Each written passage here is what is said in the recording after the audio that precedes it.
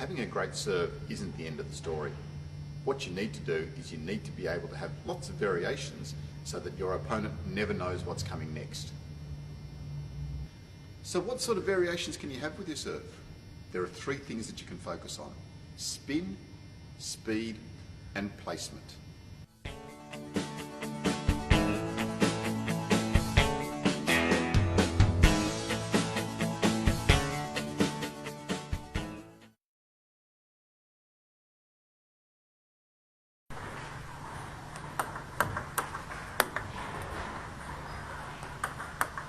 Wow, look at that. It's so effective to combine different side spins.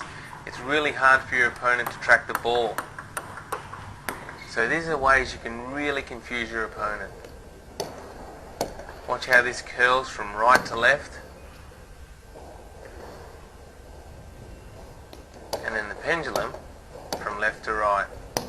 It's great use of the pendulum and reverse pendulum serves.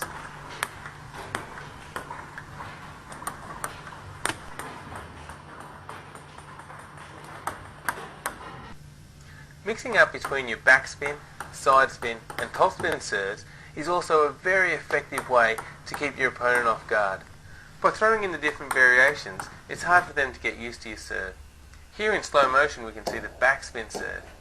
Watch how the backspin grips into the table and starts spinning the ball back towards the net.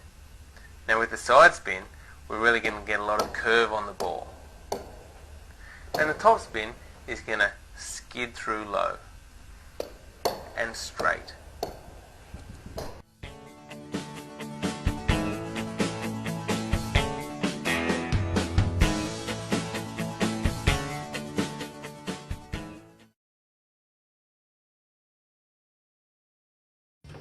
We've already learnt about the three variations of spin, of backspin, side spin and top spin. But the other thing you can do is you can vary the amount of spin that you're putting on the ball. So when we're trying to vary the amount of spin, what we need to think about is the speed of contact and the fineness of the contact. Let's have a look at our wheel. So to generate some spin, okay, we're brushing the ball and doing it slowly. That will generate a little bit of spin. To generate more spin, we need to brush it faster. Of course, we can vary what we do there. Sometimes we can generate lots of spin, sometimes we can generate a little spin, or sometimes we can generate almost no spin at all. So the different variations of the amount of spin are going to affect how your opponent returns the ball. If you put more backspin on the ball, they might hit into the net. The next one, you might put less backspin and they might pop it up for you to make a screaming forehand winner. In this passage of play, you'll see two variations of the same type of serve with different amounts of spin.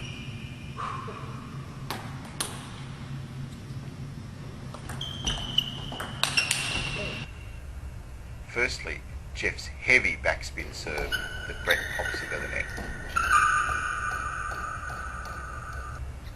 And now Brett does the no-spin serve that Jeff hits high and Brett puts away for a win.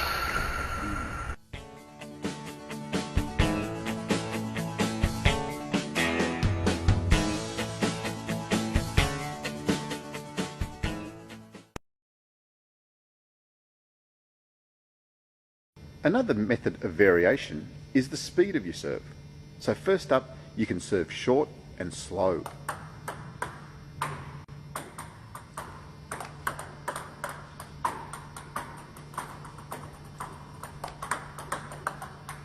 Or you can serve long and fast.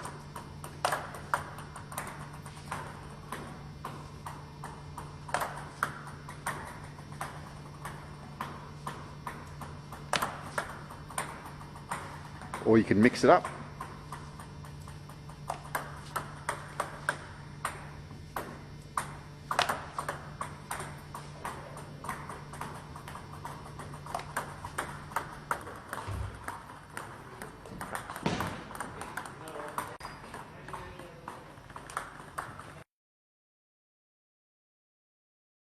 The main reason is it keeps your opponent off balance and off guard.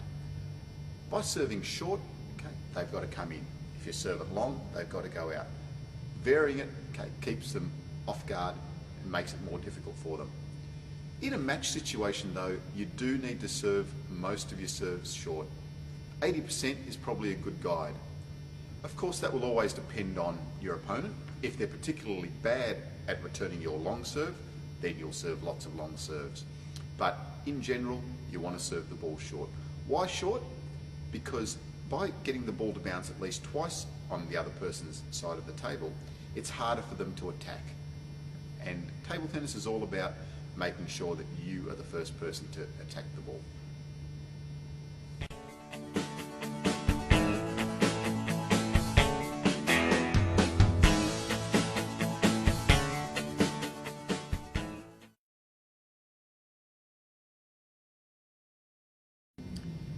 Another factor in your variation is your placement. These two spots that we have here are the danger zones. Why are they the danger zones? Because this one here is right in the middle of your opponent's forehand. This one here is right in the middle of their backhand. Places to avoid. Here you can see some devastating returns from balls served into the danger zone. So these are the danger zones, but look at all the other places we can serve to on the table. Okay, lots of different areas. So where do we serve to? The first thing to consider is your opponent and their strengths and weaknesses.